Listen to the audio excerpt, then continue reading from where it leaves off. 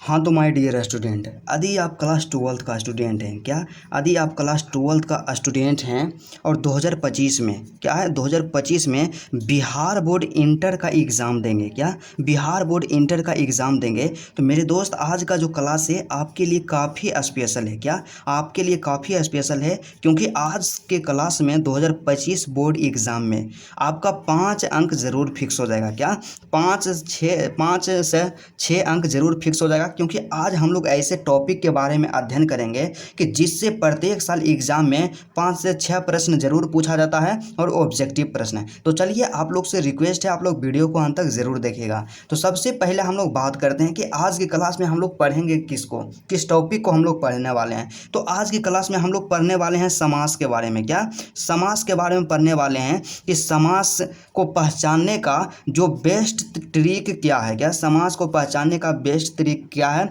और कैसे हम लोग मात्र 2 से 3 सेकंड के अंदर किसी भी समास को हम लोग पहचान करके उसका आंसर दे सकते हैं। इन्हीं टॉपिक पे आज का क्लास होने वाला है और आपको 110% क्या है 110% या श्योरिटी दिलाते हैं कि यदि आप इस वीडियो को अंत तक देख लेते हैं तो एग्ज़ाम में आपको कभी भी किसी भी प्रकार का दिक्कत नहीं होने वाला है। तो चलिए हम लोग देखते हैं बिना टाइम का इन्वेस्ट किए हुए मेरे दोस्त।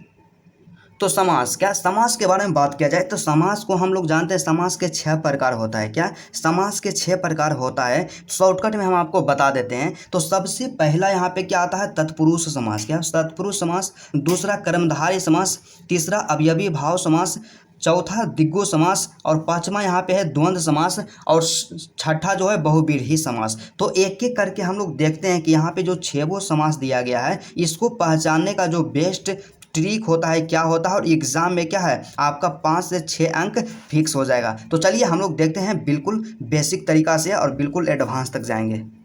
तो पहला समास यहाँ पे जो आता है दिग्गो समास। तो दिग्गो समास को पहचानने का जो बेस्ट ट्रिक होता है, तरीका होता है क्या होता है, तो सबसे पहला क्या है कि दिग्गो समास जब भी रहेगा तो पहला पद क्या रहेगा, पहला जो पद रहेगा संख्या रहेगा, क्या रहेगा, पहला पद संख्या वाची, क्या पहला पद संख्या वाची रहेगा। तो यहाँ से समझ लीजिएगा कि दिग्गो समास है क्या, पहला पद संख्या वाची रहे तो समझ लीजिएगा दिग्गो समास है। तो जैसे एग्जाम्पल के बारे में हम लोग बात करते हैं तो एग्जाम्पल हमारे पास क्या है, तो एग्जाम्पल को देख लेते हैं। तो एग्जाम्पल में यहाँ पे देखिए पहला यहाँ पे क्या है पंचवटी है, क्या है, यदि आपके पास आ गया पंचवटी तो देखिए पंचवटी जो शब्द है तो इसमें पहला पद है पंच और दूसरा पद है बटी। तो पंच का मतलब कितना होता है, तो पंच का मतलब होता है 5 और 5 एक संख्या है। तो जब भी संख्या आए तो वहां से आपको समझना है कि दिग्गो समास है क्या, दिग्गो समास है। उसी तरह से दूसरा एग्जाम्पल को हम लोग लेते हैं। तो दूसरा एग्जाम्पल क्या है हमारे पास, तो दूसरा एग्जाम्पल यहाँ पे है त्रिलोक, क्या है, त्रिलोक। तो देखिए त्रिलोक में क्या है, तो त्रिलोक में शुरू वाला चीज को देखना है कि कोई भी शब्द रहे उसका शुरू में देखना है। तो त्रि लगा हुआ है क्या, त्रि, और त्रि का मतलब क्या होता है, 3 होता है। तो 3 एक क्या है संख्या है, 3 जो है एक संख्या है और जब भी संख्या का बोध होता है तो वहां से आपको समझना है कि दिग्गो समास है,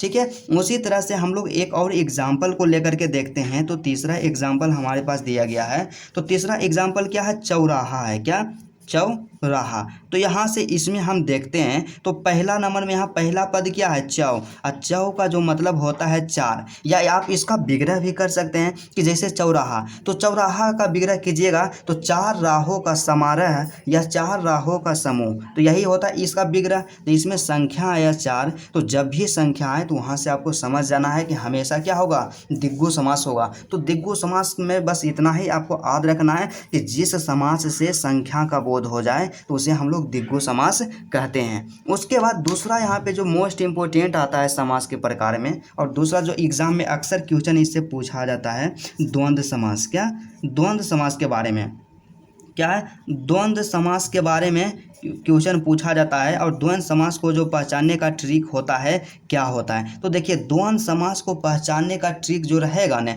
कि दो शब्दों के बीच, क्या, दो शब्दों के बीच, दो शब्दों के बीच, क्या, दो शब्दों के बीच, दो शब्दों के बीच में क्या रहेगा, तो सबसे पहला यहाँ पे आएगा योजक चिन्ह रहेगा, क्या, योजक चिन्ह, क्या, योजक चिन्ह, जो दो शब्दों के बीच में इस तरह से योजक चिन्ह आ जाए तो वहाँ से आपको क्या समझ जाना है कि द्वंद्व समास है। ठीक है, और दूसरा इसका पहचान क्या है, तो दूसरा इसका पहचान क्या है द्वंद्व समास का, तो देखिए द्वंद्व समास का दूसरा पहचान है कि दो शब्दों के बीच में अधि और आ जाए, क्या, अधि और आ जाए, या यहाँ पे दो शब्दों के बीच में च आवे, या आ जाए अथवा, क्या, या अथवा रहे, या यहाँ से क्या रहे, या रहे, या एवं रहे, क्या, या एवं, मतलब सीधा सा आप समझिए ना कि द्वंद्व समास हम लोग उसको कहेंगे जब दो शब्दों के बीच में योजक चिन्ह, हमेशा मोस्ट इंपॉर्टेंट है कि दो शब्दों के बीच में इस तरह से चिन्ह आ जाए ना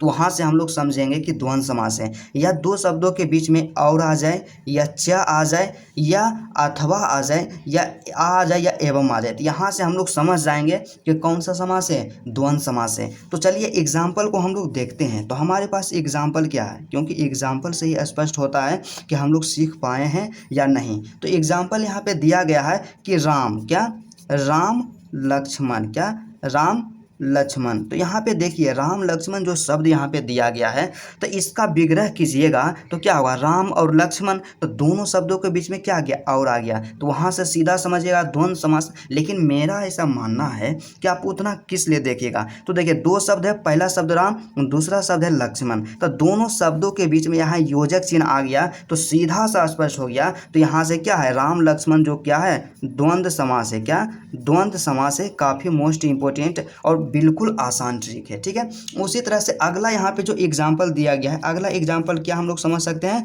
गुण दोष, क्या, गुण दोष। तो देखिए यहाँ पे गुण दोष, तो पहला शब्द है गुण और दूसरा शब्द है दोष, और दोनों शब्दों के बीच में योजक चिन्ह यहाँ पे आ गया तो इसका मतलब समझना है कि गुण दोष जो है कौन सा समास है, द्वंद्व समास है, क्या है, गुण दोष जो है द्वंद्व समास है, काफ़ी आसान है, बिल्कुल इजी है। ठीक है, इसी तरह से आप लोग क्या कीजिएगा, पहचान लीजिएगा कि द्वंद्व समास को पहचानने का जो ट्रिक होता है क्या होता है। उसके बाद तीसरा यहाँ पे जो समास आता है, क्या, तीसरा समास के बारे में हम लोग बात करेंगे। तो तीसरा समास यहाँ पे क्या रहेगा, तो तीसरा समास हमारे पास जो आता है तत्पुरुष समास, क्या, तत्पुरुष, यहाँ से ध्यान रखिएगा, तत्पुरुष समास, क्या, तत्पुरुष समास। तो देखिए तत्पुरुष समास में मैक्सिमम स्टूडेंट यह गलती करते हैं, मिस्टेक कर देते हैं कि तत्पुरुष समास का जो पहचान होता है क्या होता है उसको पहचान ही नहीं पाते हैं, और एग्जाम में अक्सर तत्पुरुष समास से एक ना एक क्वेश्चन रहता है। तो तत्पुरुष समास को हम लोग कैसे पहचानेंगे, तो तत्पुरुष समास को हम पहचानेंगे ना विग्रह करने पर। यहाँ से ध्यान रखिएगा कि विग्रह, क्या है, विग्रह करने पर कारक चिन्ह, क्या है, विग्रह करने पर कारक चिन्ह आता है, क्या करता है, विग्रह जब हम करेंगे ना तत्पुरुष समास को तो हमेशा कारक चिन्ह आएगा। तो मतलब सीधा सा आपको समझ जाना है कि जब भी किसी समास का हम लोग विग्रह करेंगे तो विग्रह करने पर कारक चिन्ह आ जाए, क्या, कारक चिन्ह आ जाए तो वहाँ से हम लोग क्या समझ लेंगे कि तत्पुरुष समास है। तो कारक चिन्ह कौन है, कर्ता ने कर्म को करण से संप्रदान के लिए, इस तरह का जो भी आता है ना कारक, तो वहाँ से समझना है कि तत्पुरुष समास है। ठीक है, तो एग्जाम्पल के बारे में बात करते हैं। तो एग्जाम्पल को हम लोग देख लेते हैं। तो एग्जाम्पल में सबसे पहला एग्जाम्पल हम लोग लेते हैं, क्या है, स्वर्गगत लेते हैं, क्या, स्वर्गगत। तो देखिए स्वर्गगत का मतलब क्या हो गया, तो स्वर्गगत का जब हम लोग विग्रह करेंगे तो क्या हो जाएगा, स्वर्ग, क्या होगा, स्वर्ग को गया हुआ, क्या, स्वर्ग को गया हुआ। तो देखिए विग्रह करने पर यहाँ पे विभक्ति चिन्ह कारक चिन्ह क्या आया, को आया। तो जब भी कारक चिन्ह आ जाए तो वहाँ से आपको मारना है क्या, तत्पुरुष समास। ठीक है, उसके बाद यहाँ से सीधा सा एक और एग्जाम्पल हम लोग दूसरा एग्जाम्पल लेते हैं, क्या लेते हैं, राजमार्ग, क्या, राजमार्ग। तो देखिए राजमार्ग जो है तो इसका विग्रह करेंगे तो देखिए विग्रह करने का मतलब क्या हुआ कि राजमार्ग का मतलब क्या होता है, इतना आपको समझना है। तो राजमार्ग का मतलब होता है राजा का मार्ग, तो विग्रह किए तो क्या आ गया, का आ गया। तो का जो है एक कारक चिन्ह है, तो इसलिए यहाँ जो समास रहेगा यहाँ पे जो राजमार्ग है तो राजमार्ग कौन सा समास हो जाएगा, तत्पुरुष समास हो जाएगा। ठीक है, तो इतना आप लोग समझ गए होंगे।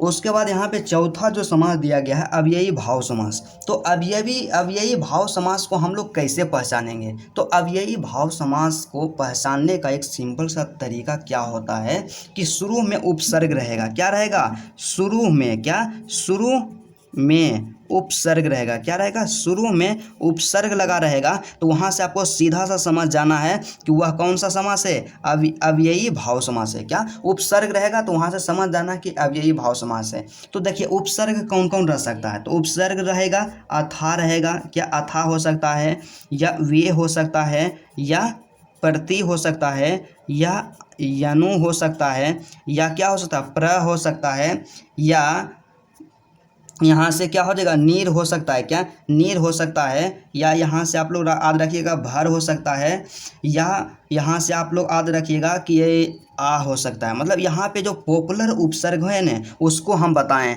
कि अब यही भाव को पहचानने का एक सीधा सा छोटा सा तरीका यही है कि कोई भी समास रहेगा तो अब ये भी भाव समास, तो उसके शुरू में क्या लगा रहेगा, उपसर्ग। तो जिस भी समास के शुरू में उपसर्ग लगा हुआ रहेगा तो वहाँ से आप लोग मार दीजिएगा अब यही भाव समास, बिल्कुल सही आंसर होगा। और कुछ प्रमुख उपसर्ग जो है वे है, प्रति है, वे अथा, वे, प्रति, अनु, प्र, नीर, भर, आ, ये सब जो है क्या पॉपुलर उपसर्ग है और यही सबसे एग्जाम में क्वेश्चन पूछा जाता है और आपको इतना याद रखना है, क्या आपको इतना जरूर याद रखना है। उसके बाद अगला यहाँ पे बात किया जाए तो अगला यहाँ पे समास का जो प्रकार आता है तो पांचवा समास क्या है, तो पांचवा समास के बारे में बात किया जाए तो कर्मधारय समास है। क्या है, कर्मधारय समास, जो कि काफ़ी परेशान करता है। क्या है, कर्मधारय समास। तो कर्मधारय समास को पहचानने का एक छोटा सा तरीका क्या है, तो देखिए कर्मधारय समास में न दो गो पद रहेगा, पहला पद और एक रहेगा दूसरा पद। तो दो पद रहेगा तो पहला पद जो रहेगा न दूसरा पद के क्या करेगा, विशेषता को बताएगा। क्या करेगा, विशेषता बताएगा। क्या है, यहाँ से ध्यान रखिएगा कि पहला पद दूसरा पद के विशेषता को बताएगा, तो वहाँ से आपको समझ जाना है कि कर्मधारय समास है। क्या वहां से आपको समझ जाना है कि कर्मधारय समास है। या दूसरा इसमें ट्रिक क्या याद रखना है कर्मधारय समास में कि हमेशा क्या जब भी कर्मधारय समास आएगा ने तो हमेशा तुलना का बोध होगा। किसका बोध होगा, तुलना का बोध होगा। यहाँ से ध्यान रखिएगा, तुलना का बोध होगा। क्या है, दो चीज रखिएगा कि कर्मधारय समास को पहचानने का पहला ट्रिक क्या है कि इसमें दो पद रहेगा, पहला पद और दूसरा पद। पहला पद क्या करेगा, दूसरा पद के विशेषता को बताएगा, तो वहां से समझ जाना है कि कर्मधारय समास है। और दूसरा ट्रिक इसका क्या है कि हमेशा जो रहेगा ना कर्मधारय समास में तुलना का बोध रहेगा, मतलब एक शब्द से दूसरे शब्द के तुलना करता रहेगा हमेशा। और ये दोनों ट्रिक भी काम नहीं करे, आपको ये भी समझ में नहीं आए, तो सबसे सिंपल और सबसे आसान ट्रिक आपको आजमा देना है कर्मधारय समास में कि दूसरा पद में क्या है कि दूसरा पद में कैसे लगा के प्रश्न करना है। क्या दूसरा पद में कैसे लगा के प्रश्न करना है, क्या करना है, कैसे लगा के प्रश्न करना है। और यदि इसका आंसर आ जाता है, इसका जवाब आ जाता है, तो वहां से आप लोग समझिएगा कि कर्मधारय समास है। तो सबसे पहले इसको हम लोग एग्जाम्पल के द्वारा समझते हैं। तो एग्जाम्पल इसका क्या है, तो देखिए एग्जाम्पल को हम लोग लेते हैं। तो एग्जाम्पल में पहला एग्जाम्पल हम लोग लेकर के चलते हैं, काली मिर्च। क्या है, काली मिर्च। क्या, काली मिर्च। तो देखिए काली मिर्च को आप लोग ध्यान से देखिए, तो यहाँ पे दो पद है, पहला पद यहाँ पे क्या है, काली जो है पहला पद, और दूसरा पद यहाँ पे क्या है, मिर्च है। क्या दूसरा पद क्या है, मिर्च है। तो पहला ट्रिक हमारा क्या कहता है, तो पहला ट्रिक कहता है कि पहला पद जो रहेगा ना दूसरा के विशेषता बताएगा। तो चलिए हम लोग देखते हैं कि हमारा ट्रिक फॉलो होता है कि नहीं। तो पहला पद है काली और दूसरा पद है मिर्च। तो पहला यहाँ पे इसका मतलब क्या, काली मिर्च। तो मिर्च कैसा है, काली, मतलब विशेषता बता रहा है दूसरा पद यहाँ पे मिर्च के कि मिर्च जो कैसा है, काली है। ये तो सही हो गया। तो यहाँ से काली मिर्च जो हो जाएगा क्या, कर्मधारय समास हो जाएगा। ठीक है, उसके बाद देखिए यहाँ पे दूसरा फिर क्या है ट्रिक कि तुलना के बारे में बताएगा कि तुलना बोध होगा, तुलना का बोध होगा।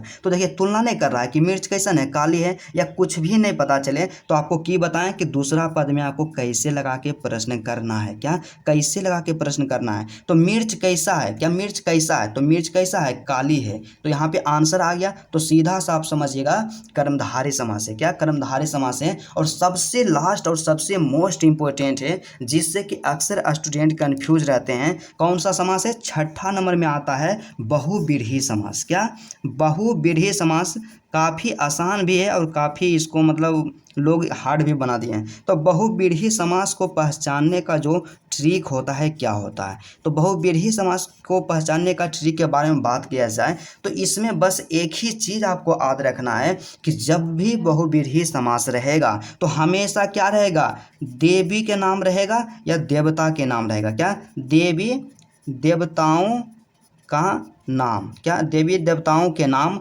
हमेशा, यहाँ से ध्यान रखिएगा, देवी देवताओं के नाम हमेशा रहता है। क्या रहता है, देवी देवताओं के नाम हमेशा रहता है। मतलब क्या है कि बहुव्रीहि समास में जो रहेगा ना, हमेशा क्या रहेगा, देवी देवता के नाम रहेगा। क्या, हमेशा देवी देवता के नाम रहेगा। तो वहाँ से आपको सीधा सा समझ जाना है कि कौन सा समास है, बहुव्रीहि समास है। क्या, वहाँ से समझ जाना है कि कौन सा समास है, बहुव्रीहि समास है। तो एग्जाम्पल के बारे में बात करते हैं। तो यहाँ पे पहला जो एग्जाम्पल दिया गया है, तो सबसे पहला एग्जाम्पल हम लेकर के चलते हैं। तो पहला एग्जाम्पल क्या है, बिना पानी है। क्या है, बिना पानी। तो देखिए बिना पानी, तो बिना पानी का मतलब क्या होता है, तो बिना पानी हम लोग कहते हैं सरस्वती माँ को। क्या, सरस्वती माँ को। तो बिना पानी का मतलब क्या होगा, सरस्वती माँ। तो देवी देवता का नाम आ गया, तो यहाँ से समझ लीजिएगा बहुव्रीहि समास। ठीक है। दूसरा एग्जाम्पल यहाँ पे क्या है, लंबोदर। क्या, लंबोदर। तो लंबोदर, तो लंबोदर का मतलब क्या होता है, श्री गणेश जी।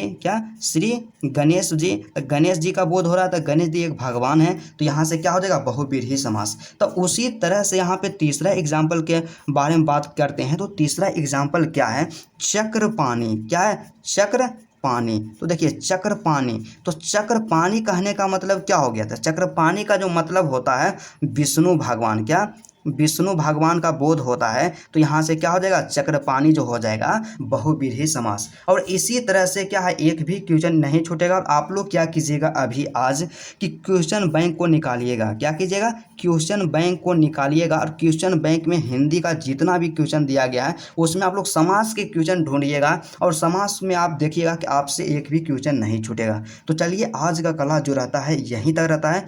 फिर आपसे मिलते हैं नेक्स्ट वीडियो में और नेक्स्ट टॉपिक के साथ।